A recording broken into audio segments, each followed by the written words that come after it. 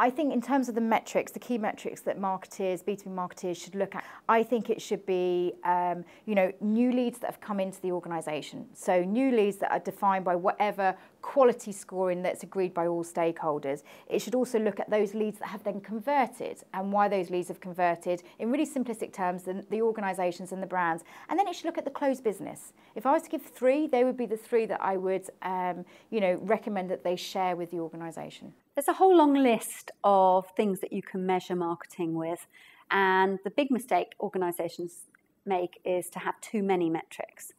The best thing to do is to roll down to 3 metrics that work for both the sales and the marketing team, to stick to those, to produce a dashboard for those, and to spend as little other time on metrics as you can, because it can grind the marketing team to a halt.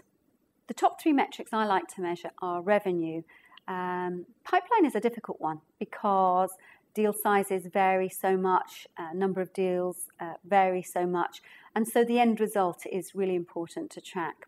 The next thing is your brand awareness. Nobody else is going to track that, so it's important to measure either through social media, through PR, or through website visitors, non-customer website visitors.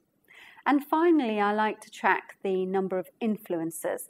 That's not just customers that are evangelists, but also industry influencers that are positively influencing your brand. Leads is a very primitive way to measure the marketing team, and I can slap a web form in front of every single piece of content on the website and create hundreds of leads, and I can attend trade shows and come back with loads of business cards, but they're not really sales-ready, high-quality leads that sales want. And so I generally find leads and also pipeline can be a bit vague and variable, and you can spend hours and hours tracking those 2 things and not actually end up any wiser. From a B2B technology marketing perspective, specifically around demand generation, the 3 should really be number of leads, and there are a variety of quality of leads. The second one is opportunities, and the third one is closed deals.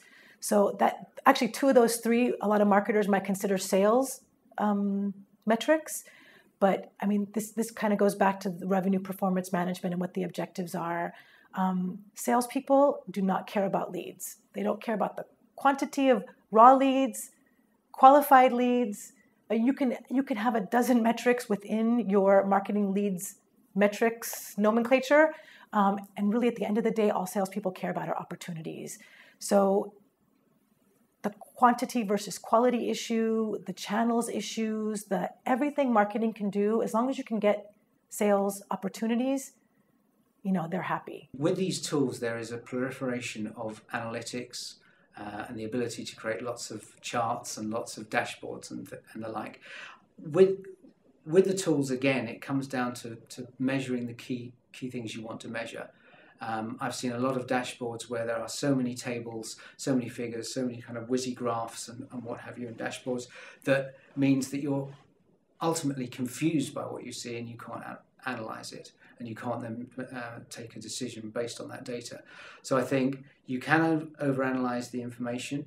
I think it's important to be able to drill down on a piece of information, but your top level metrics should be key. And your top level metrics should be to do with opportunity generation in a quarter, should be to do with conversion rates and the like. Anything more becomes irrelevant.